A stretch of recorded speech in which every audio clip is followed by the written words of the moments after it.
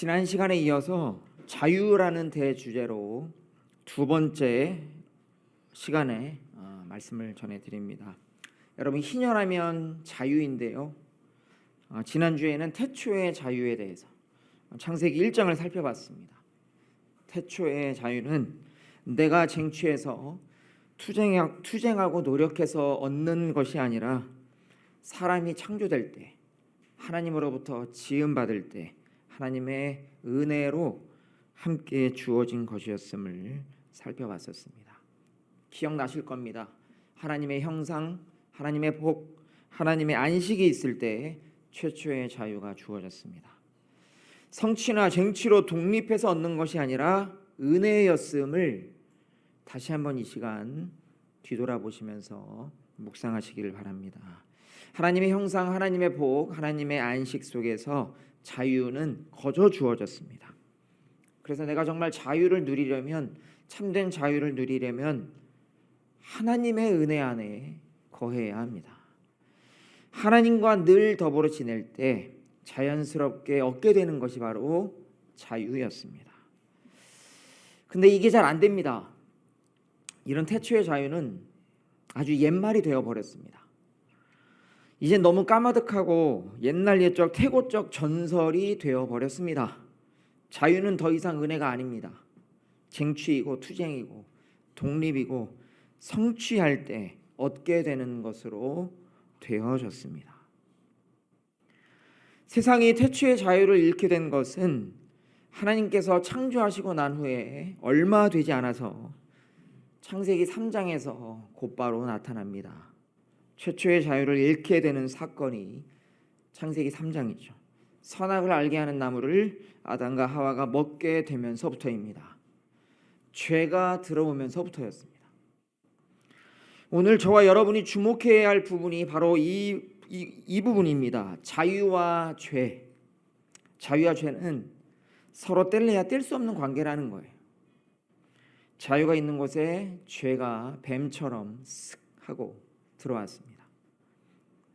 창조주께서는 자기 형상으로 지음받은 사람에게 분명 자유를 주셨지만 이 자유는 언제든지 죄를 지을 수 있는 가능성이 있는 자유였습니다.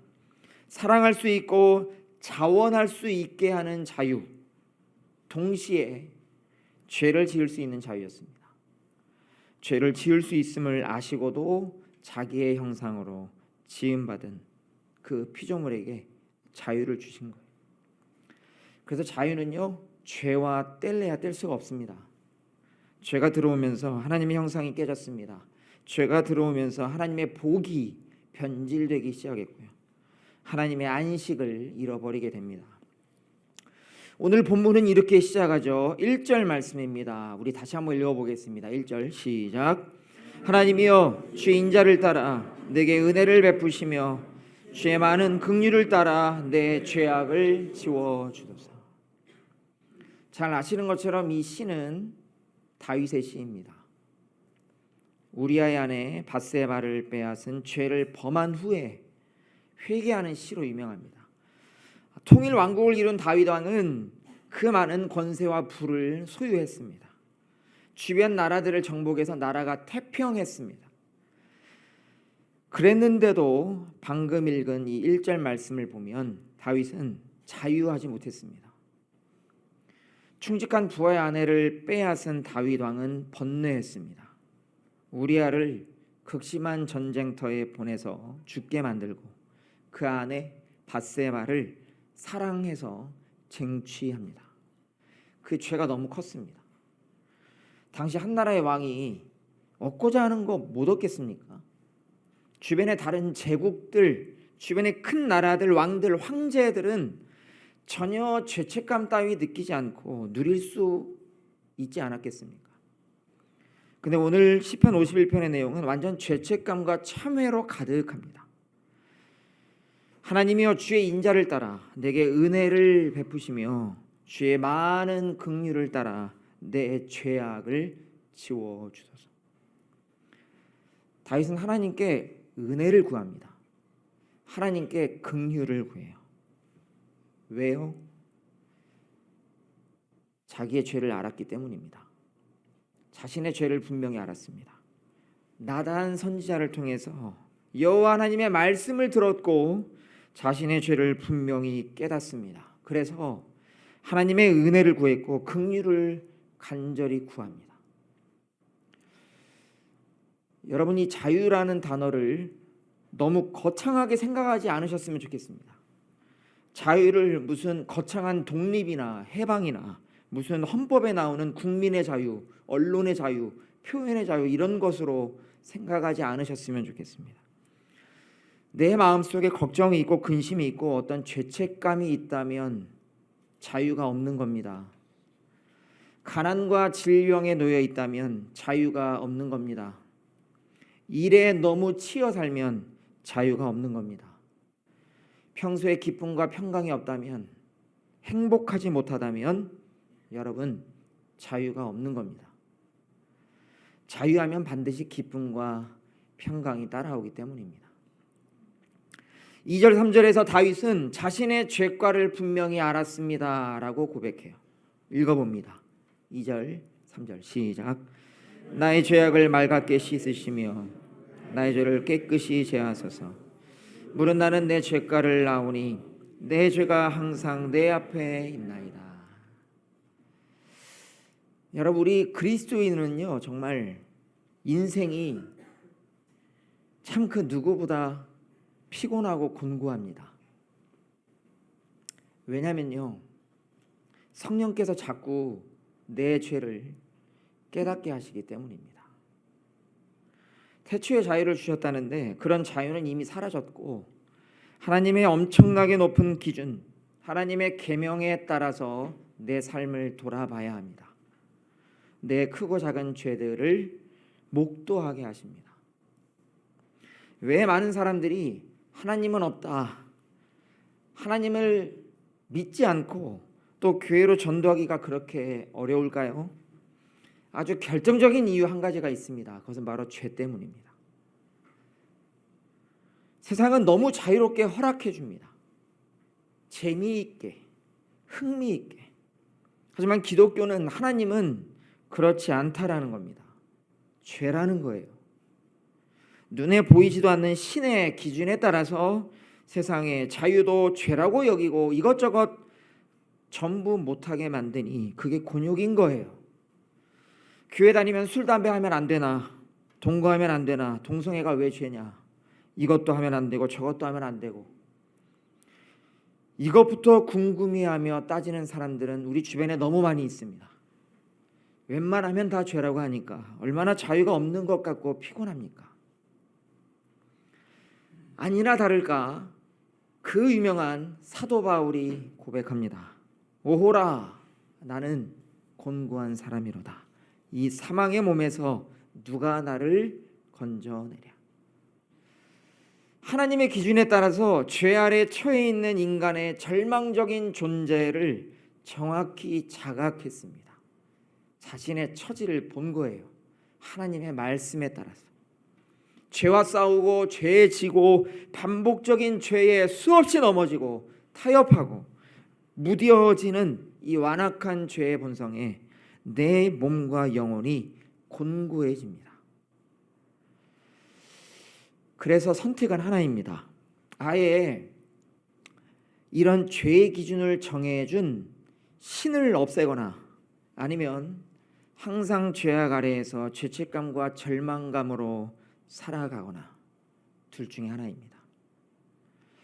여기 계신 성도님들은 첫 번째를 택하지는 않으신 것 같습니다. 하나님을 없애지는 않으셨습니다. 하나님께서 살아계시는 한, 살아계신 하나님을 믿는 한 기준은 아주 분명합니다. 남들보다 더욱 잘 알고 있는 죄, 이 죄 아래에서 죄책감과 곤고함으로 살아가는 것입니다. 물론 우리가 이렇게 살아가려고 신앙하는 것이 아니거든요. 여러분 그러려고 신앙하고 계십니까? 절대로 그렇지 않습니다. 세상은 하나님이 없다고 말할 때 여러분은 하나님께서 살아계십니다 외치고 있습니다. 죄까지도 해결해 주실 수 있음을 믿으며 하나님을 신앙하고 예배합니다. 진짜 자유와 기쁨이 하나님께 있습니다. 예수 그리스도 안에 있습니다라고 믿으며 신앙생활합니다. 이 신앙이 훨씬 더 크기 때문에 죄와 고난 중에도 끝까지 소망하며 하나님의 나라를 붙듭니다. 여러분, 이 신앙이 정말 값싼 신앙이 되지 않으려면요, 반드시 여러분 내 속에 있는 죄와 죄성을 결코 가볍게 여기지 않아야 합니다. 모든 그리스도인은 예수 그리스도의 십자가의 참혹함을 너무 잘 압니다. 죄가 하나님을 죽였습니다. 진짜 죄는 바로 하나님을 죽이는 겁니다. 하나님을 없애면 죄도 사라지리라 믿기 때문입니다. 죄를 죄로 규정하신 하나님이 사라진다면 죄도 사라질 것이다 라고 믿는 거예요. 하지만 하나님처럼 죄도 쉽게 사라지지 않을 겁니다. 죄의 최종 결과인 죽음도 마찬가지입니다. 쉽게 사라지지 않습니다. 로마서 7장 7절로 9절까지 말씀을 우리 함께 한 목소리로 읽겠습니다. 시작. 그런즉 우리가 무슨 말을 하리요? 율법이 죄냐? 그럴 수 없느니라. 율법으로 말미암지 않고는 내가 죄를 알지 못하였으니 곧 율법이 탐내지 말라 하지 아니하였더라면 내가 탐심을 알지 못하였으리라. 그러나 죄가 기회를 타서 계명으로 말미암아 내 속에서 온갖 탐심을 이루었나니 이런 율법이 없으면 죄가 죽은 것임이라. 전에 율법을 깨닫지 못했을 때에는 내가 살았더니 계명의 이름에 죄는 살아나고 나는 죽었도다. 모든 그리스도인들이요, 이렇게 하나님의 법, 하나님의 말씀, 하나님의 계명으로 인해서 죄를 깨닫게 되었습니다. 탐심을 깨닫고 정욕을 깨닫고 교만을 깨닫습니다. 잘못된 길을 가고 있구나 두렵습니다. 하나님을 경외합니다. 하나님을 경외했던 다윗 왕이 밧세바를 취해요. 죄입니다. 그녀의 남편도 전장에 보내 죽게 만들었습니다. 죄입니다. 아주 충직한 군인이었죠. 자신의 탐욕을 위해 죽게 만들었습니다. 놀라운 것은요, 다윗은 밧세바를 너무 사랑했다라는 거예요. 너무 좋았어요. 그래서 이게 죄인 줄 몰랐습니다. 사랑하니까, 왕이니까 이제 좀 괜찮으니까, 이제 좀 이렇게 충만하니까, 뭔가 이렇게 은혜로 충만한 것 같으니까 이제 좀 예외겠지. 죄를 죄로 심각하게 여기지 않았습니다. 어느 날 하나님께서, 어느 날이에요, 시간이 좀 지났습니다. 하나님께서 나단 선지자를 다윗에게 보냅니다.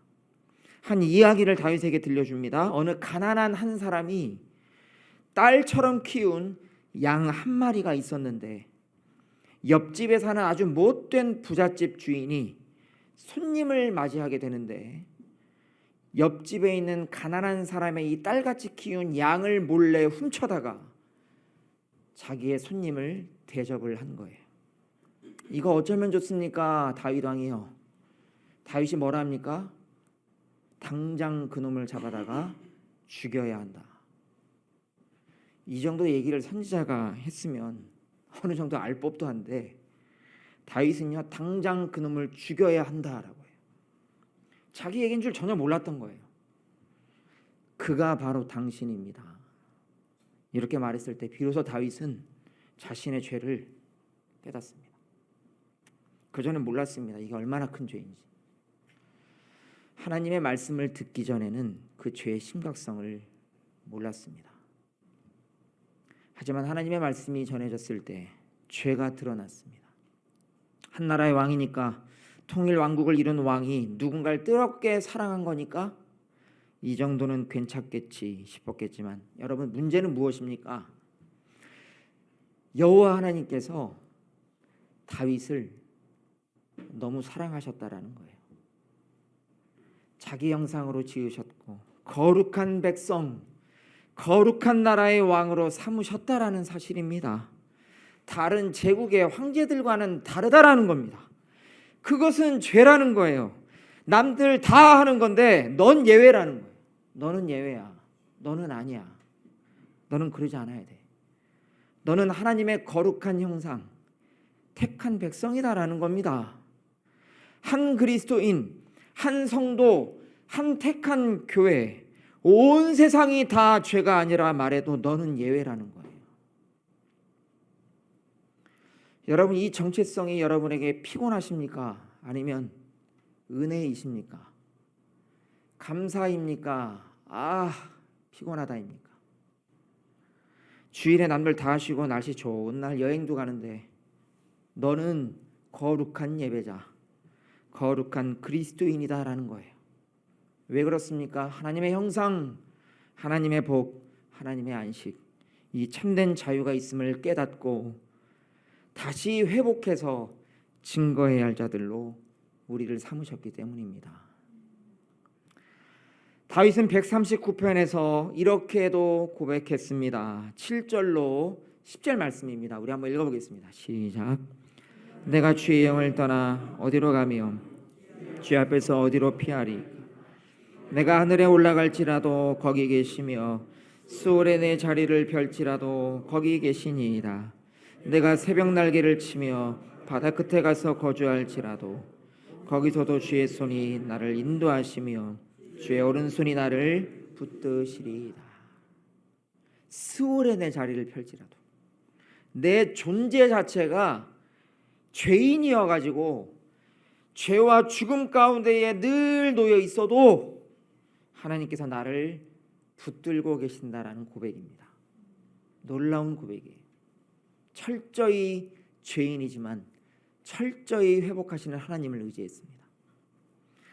여러분, 하나님께서는 우리에게 생명과 자유도 주시지만 우리가 죄인임도 깨닫게 하십니다.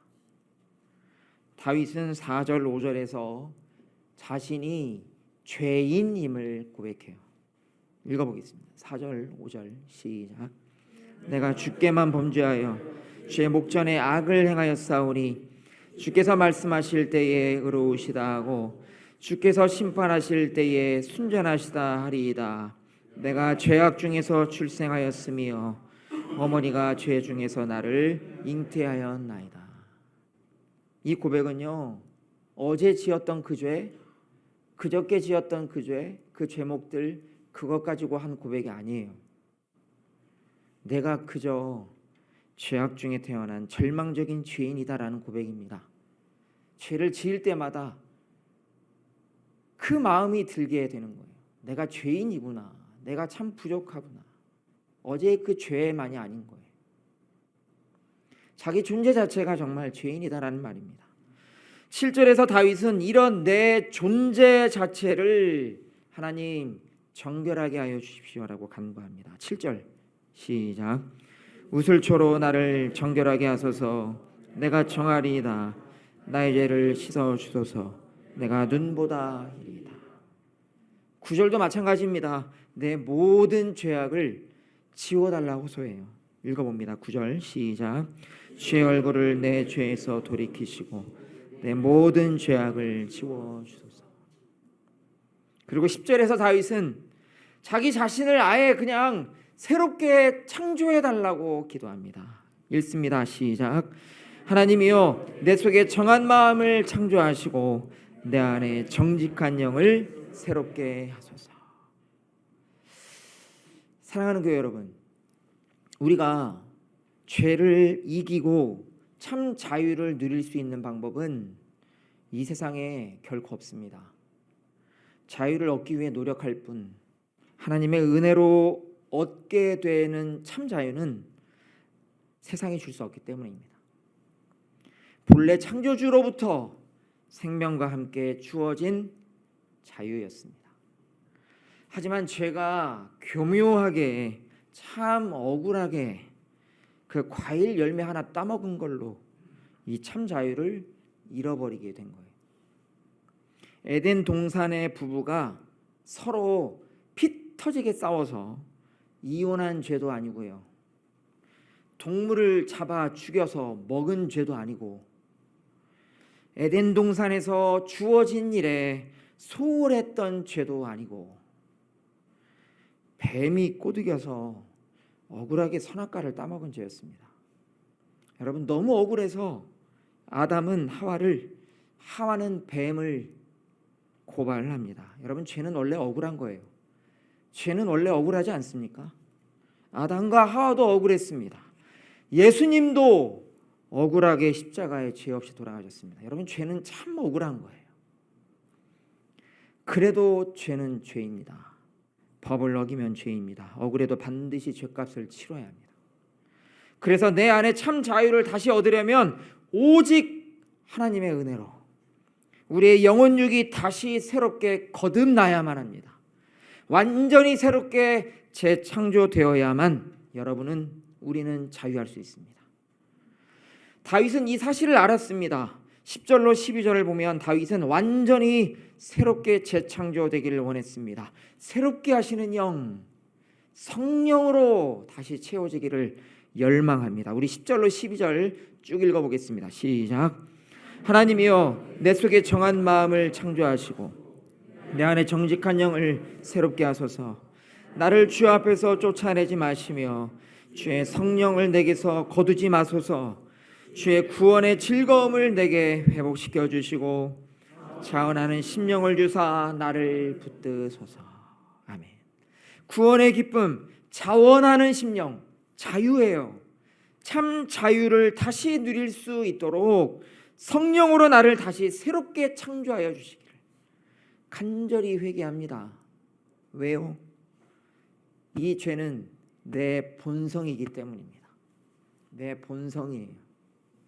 거룩하신 하나님 앞에서 내 속에 있는 이 죄성은 도저히 피할 수 없는 완전히 드러나는 것이기 때문입니다. 내 존재 자체가 그 임재 앞에서 죄인으로 드러났기 때문입니다. 그래서 성령께서 나를 온전히 재창조하시도록 주관하시도록 다윗은 다시 한번 하나님께 맡겨드리는 회개의 기도를 드리게 됩니다. 우리 17절 말씀 읽어보겠습니다. 시작. 하나님께서 구하시는 제사는 상한 심령이라.